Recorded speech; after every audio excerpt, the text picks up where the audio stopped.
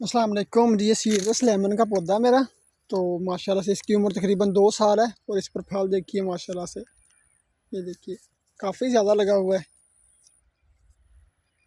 इधर भी लगा है और माशाल्लाह से भरा हुआ है यहाँ पे भी। ये देखिए गुच्छों की सूरत में लगता है, ये काफ़ी बड़े हो जाते हैं, तकरीबन मेरा ख्याल 200 ग्राम से 250 ग्राम तक ना इसका एक फल का वज़न होता है और ये काफ़ी ज़्यादा लगते हैं। पहले साल तो इसका जो फूल आया था ना, इसको वो झड़ गया था, मगर अब माशाल्लाह से पहली बार लगे हैं ये, तो इस साल नहीं गिरा कोई भी, तो माशाल्लाह से सारा कन्वर्ट हुआ पड़ा है।